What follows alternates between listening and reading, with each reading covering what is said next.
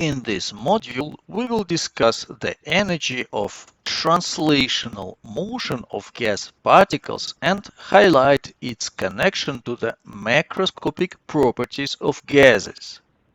We will continue our exploration of the microscopic perspective of matter by focusing on the translational motion of gas particles as described by the kinetic theory of gases. Among all types of molecular processes, translational motion, where a particle moves as a whole through space, is the simplest imaginable. Earlier, we introduced and analyzed the translational motion of gas particles and its direct connection to the pressure exerted by a gas. Now we will examine more closely the kinetic energy aspect of this translational motion. The translational motion provides the most fundamental contribution to the internal energy of a gas, the translational kinetic energy. Translational kinetic energy is always present, even in the simplest case of monoatomic gases. In fact, it is the only type of energy explicitly considered in the kinetic theory of gases. To describe the translational kinetic energy of gas particles, we use exactly the same equation as for the kinetic energy of macroscopic objects in motion. You are already familiar with it from classical mechanics. The translational kinetic energy of a single gas particle, epsilon t, is proportional to the square of its velocity and is given by this equation. Here, m is the mass of the particle and v is the magnitude of its velocity. However, unlike macroscopic objects, we cannot track the properties of individual microscopic gas particles. Instead, we deal with a very large number of particles and are therefore interested in the typical energy of the entire ensemble. Consequently, our goal is to determine the mean translational energy per particle in this ensemble.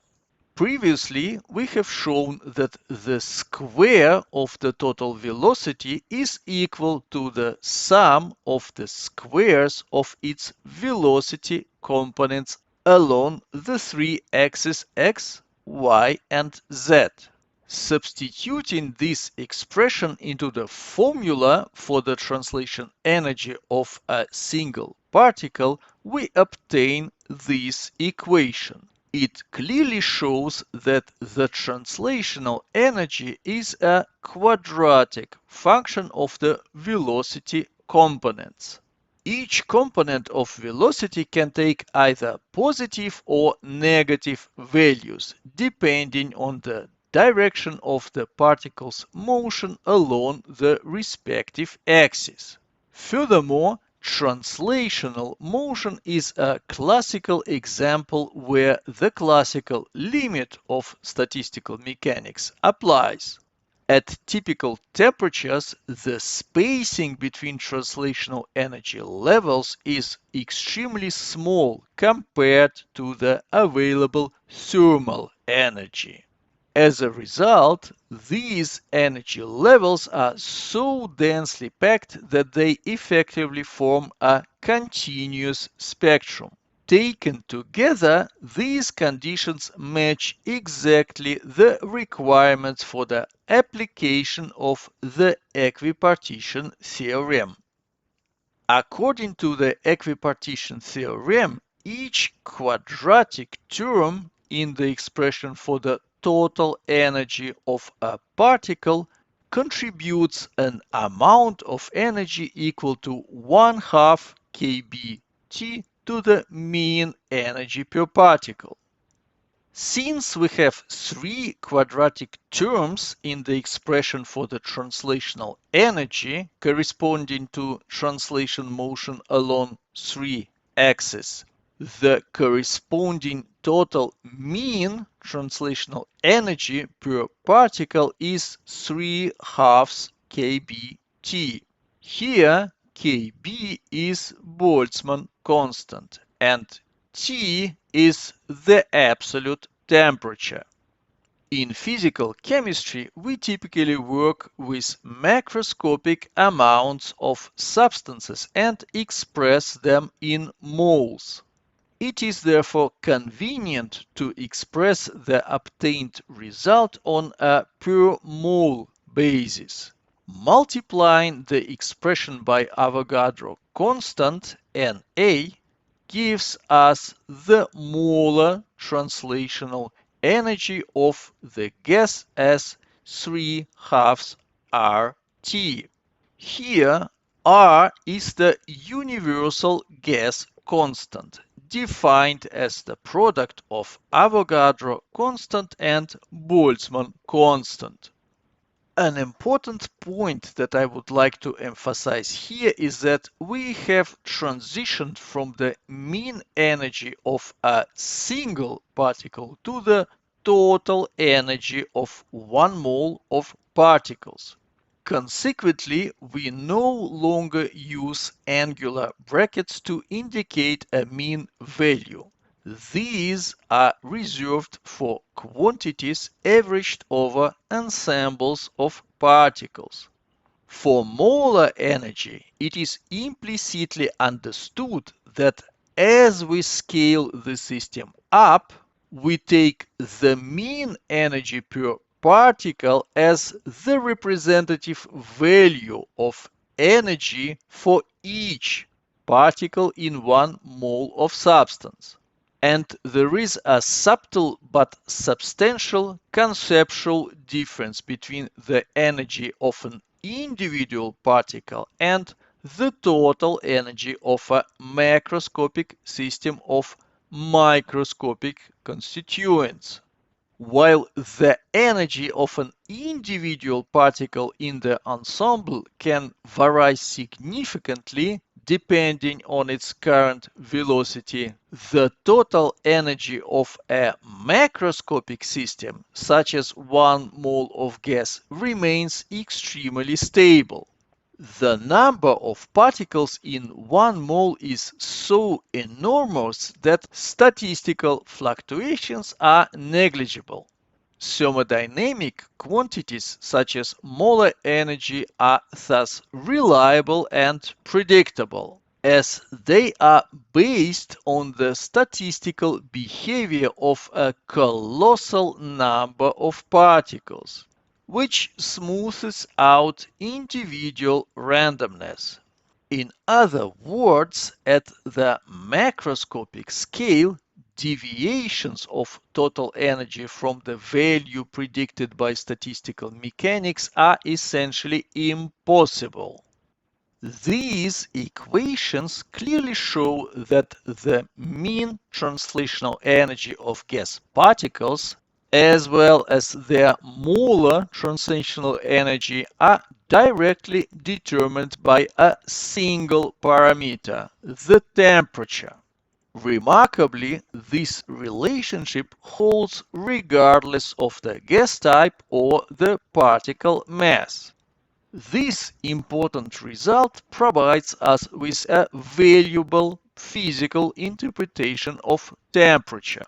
It shows that temperature can be straightforwardly understood as a measure of the translational energy associated with the random motion of gas particles. Thus, temperature is not merely an abstract theoretical quantity.